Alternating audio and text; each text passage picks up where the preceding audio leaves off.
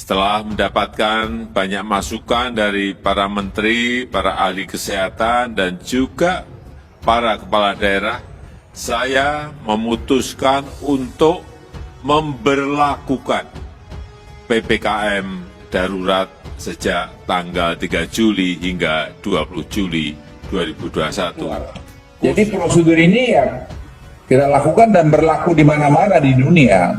Hanya ada yang 8 hari, tergantung negaranya, ada yang 14 hari, ada yang 21 hari. Nah, kita melihat dari hasil studinya, dari negara-negara yang kita anggap cukup baik, itu kita berikan 8 hari. Jadi sebenarnya tidak ada yang aneh. Jadi kalau ada yang asal ngomong, ya tidak ngerti masalah, jangan terlalu cepat ngomong, itu masalah. Jadi kita kan mesti memperlakukan sama dengan apa yang reciprocal, dunia lain lakukan gitu, kita harus lakukan begitu. Nggak bisa dong bernegara itu lu mau gua nggak mau, nggak bisa begitu. Kalau yang ngomong presiden, maka dia nyindir bawahannya pasti, karena dia pemimpin tertinggi itu.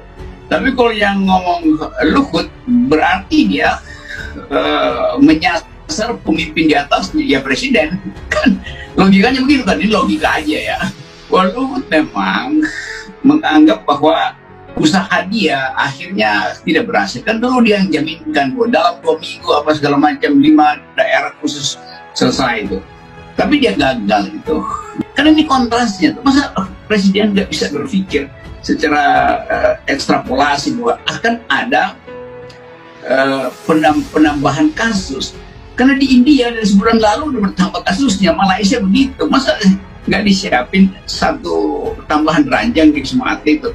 Ini artinya memang Pak Luhut betul bahwa pemimpin-pemimpin kita hanya berpikir tentang infrastruktur, tidak berpikir tentang kesehatan. Itu bisa direncanakan kok dari awal. Begitu tanda-tanda COVID di India mulai berlangsung, maka mesti dianggap Indonesia harus nambah tenaga medis dan terutama ranjang-ranjang perawatan. Indonesia mencatat rekor baru penambahan kasus COVID-19 sebanyak 15.308. Namun yang lebih memprihatinkan adalah wabah ini seolah digunakan sebagai tameng atau alasan kegagalan pemerintah untuk mengelola ekonomi sehingga target pertumbuhan tidak tercapai.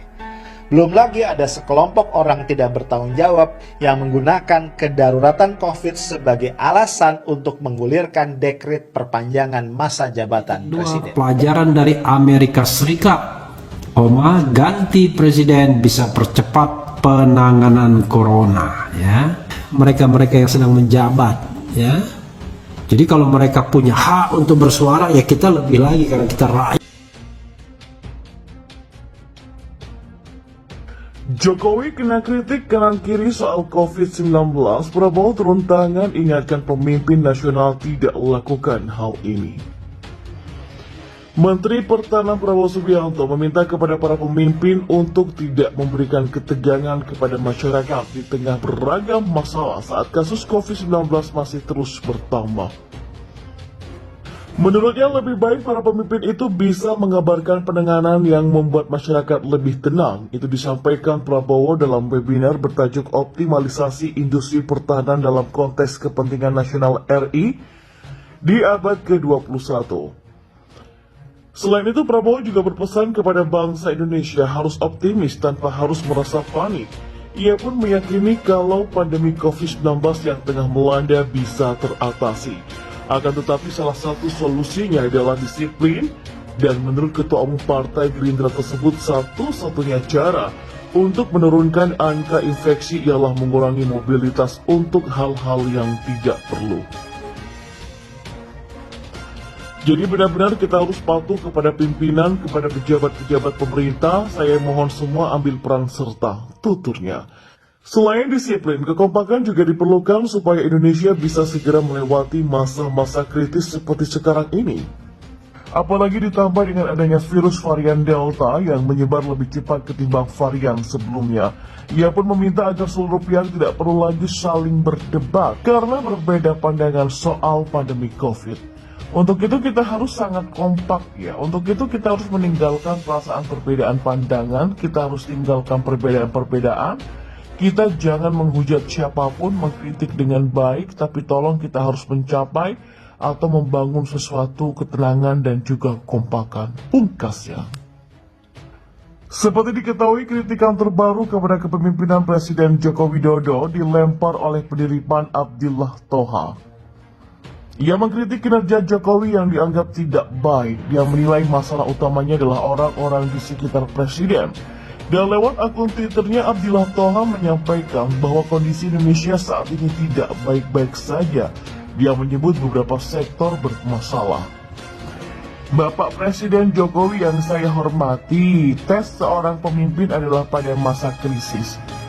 Kita sedang menghadapi multi-krisis dan belum tampak tanda mereda. Pandemi makin mengganas, ekonomi merosot, penegakan hukum gagal, fiskal terancam bangkrut, rakyat kecil menderita. Sementara itu, tulis Abdillah dalam akun Twitternya.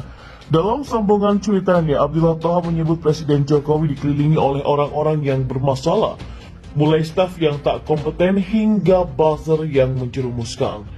Bapak itu dikelilingi oleh staf yang tidak kompeten, oligarki yang rakus, politisi korup dan sudah mulai kampanye pilpres, KPK dan hukum yang gembos, komunikasi yang buruk, buzzer yang menjerumuskan dan lain-lain. Satu-satunya jalan harus ada keberanian bersikap tegas dan membersihkan lingkungan Bapak yang sakit, kata Abdillah Thoha. Dan saat dihubungi, Abdillah Thoha memberikan contoh dalam kasus vonis jaksa Pinangki Sirna Malasari. Pinangki yang terbukti menerima suap dari Joko Chandra awalnya divonis 10 tahun penjara di pengadilan negeri, namun lolos banding di pengadilan tinggi Jakarta dan hanya divonis 4 tahun penjara. Dan sampai saat ini Kejaksaan Agung tidak mengajukan kasasi atas putusan tersebut. Hukum main-main, soal Pinangki saja orang mengatakan bahwa Presiden tidak boleh ikut campur soal hukum dan ini tuntutan yang rendah, katanya. Kalau Jaksa Agung nggak benar harus diganti. Kasus kebakaran gedung Kejaksaan siapa yang tanggung jawab coba? Masih belum jelas sampai sekarang. Pungkas pria yang pernah menjadi anggota Komisi 1 DPR ini. Tidak hanya kalangan istana, politisi PDI Perjuangan Ruhut Sitompul pun ikut-ikutan berang dengan adanya desakan mundur kepada Joko Widodo dari jabatannya sebagai presiden karena dinilai lemah dalam penanganan pandemi COVID-19. Bapak Jokowi Presiden RI itu sudah dan sedang bekerja untuk rakyat Indonesia tercinta bersama. Semua jajarannya mengatasi pandemi COVID-19. Ujarnya dalam akun Twitternya pada Minggu kemarin. Jadi mari kita doakan dan dukung, jangan dicontoh yang merasa tokoh tapi provokator yang kerjanya cuma nyinyir, ngebacot dan congornya bau. Lanjut Ruhut. Menurutnya rakyat Indonesia pun juga sudah cerdas dan bisa menilai kinerja baik yang dilakukan Jokowi dan jajarannya. Congor sampah itu masih saja terus nyinyir ya, ngebacot ngerasain pemerintahan Pak Jokowi, Presiden RI dan jajarannya yang kerja keras melayani rakyat Indonesia tercinta yang tertular dampak pandemi COVID-19. Rakyat itu sangat cerdas, tahu Pak Jokowi sing ada lawan, paten, imbuh Ruhut. Desakan mundur kepada Jokowi salah satunya datang dari politisi Partai Gerindra Fadlizon yang menilai pemerintah harus segera kibarkan bendera putih dan membuka tangan untuk menerima bantuan asing terkait penanganan COVID-19.